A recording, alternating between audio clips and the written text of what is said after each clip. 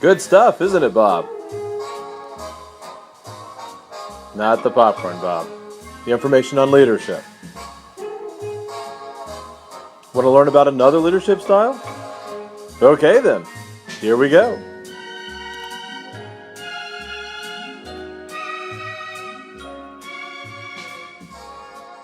Servant leadership.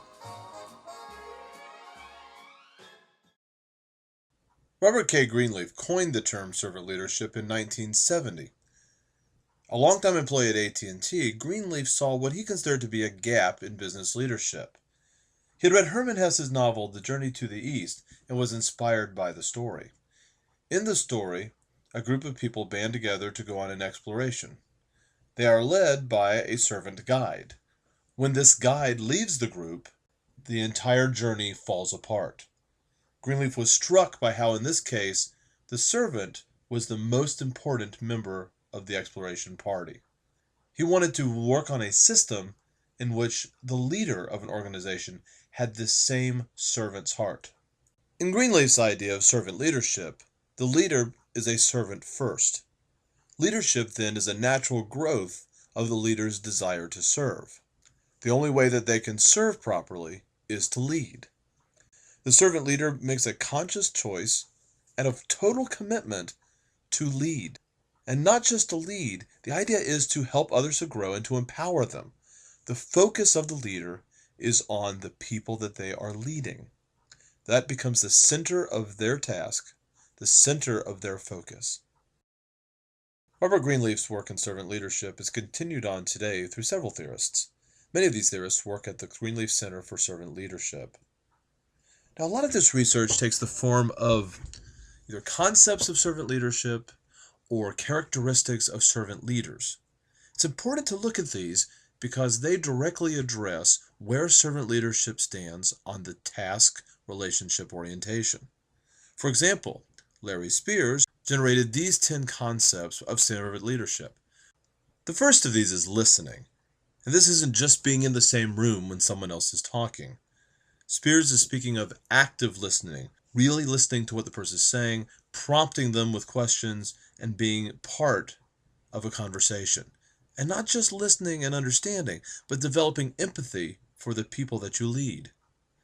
Understanding how they feel and using that knowledge to help encourage them onward. It's important for a leader, again, through this empathy, through this listening, to be aware of when the people that they lead are in need of healing. For whatever psychological or business-related difficulty that they have, the leader should help this healing, again, to help them onward and help the people they lead to improve. They need to encourage awareness, both in themselves and in the people they lead, and self-awareness, being aware of your needs, how you can improve, how you can use your strengths to better what you do for the organization. And there has to be a persuasiveness. While a servant leader serves the people they lead, they also have to have a kindly persuasion to help those that they lead, again, make the most of themselves that they possibly can. The next 3 items on Spears' list sound like they could come from almost any leadership style. Conceptualization, foresight, and stewardship. The servant leader should be able to come up with a plan for the future, have a good idea of what might be coming, and to be able to create a plan to help move the people in his or her organization through it. Stewardship, obviously the leader should be serving both the organization and the community. Now, 9 and 10 is where there is a bit of a difference from some other styles. They should be fully committed to the growth of the people in their organization. The servant leader's focus is on helping people improve, and through their improvement, they will better serve the organization. And then building community. Strengthening connections between people in the organization can only help the organization move forward, and the servant leader is the person in place to help those relationships. So, where does servant leadership fall in the task relationship orientation? The obvious connection is with the relationship side. The majority of servant leadership is connected with how a leader can connect with the people, to connect with the relationships in the organization and improve those relationships. However, that's not the only orientation that servant leadership uses. Kent Keith, who is the current CEO of the Greenleaf Center, has stated that servant leadership is practical, ethical, and meaningful. Now, practical is important. Servant leadership would not be useful for an organization if it only worked on relationships. However, that relationship focus can be used as a lens to improve the work on tasks. So even though servant leadership is heavily focused on the relationship portion of the orientation, that relationship serves to improve the people in the organization and therefore strengthen their work on the tasks at hand.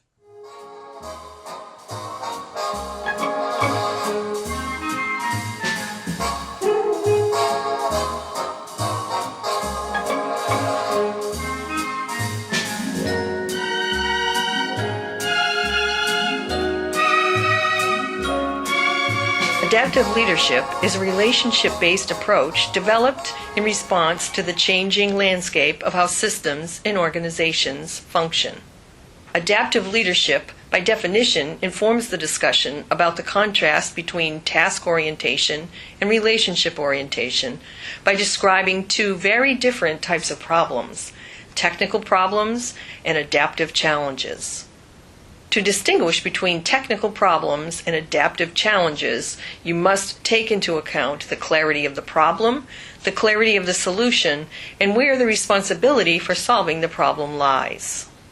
When a problem and its solution are easily and clearly defined, and it is the responsibility of the authority to get it done, the organization is confronting a technical problem. In a technical problem, people apply what they already know. When defining the problem and determining a solution requires learning, and the stakeholders in the organization have a strong role in determining the outcome, you have an adaptive challenge. The role of the adaptive leader is to help facilitate successful strategies to meet adaptive challenges. This style of leadership is relationship-based, requiring strong interpersonal skills. An important tenet of adaptive leadership is that people do not so much resist change as they resist the loss that accompanies change.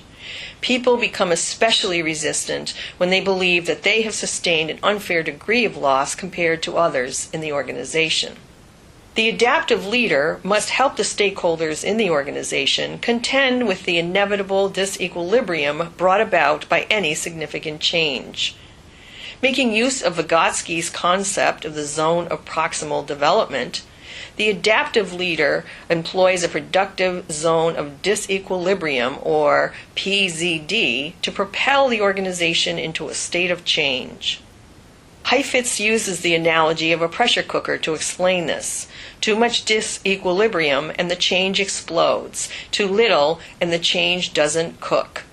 The relationships in the organization must be strong and healthy enough to withstand this process. Organizations cannot be sustained solely by completing tasks. The authority who does not recognize the importance of developing a relationship orientation will meet with resistance, sabotage, and absence of loyalty. Here are some helpful books and YouTube videos about adaptive leadership.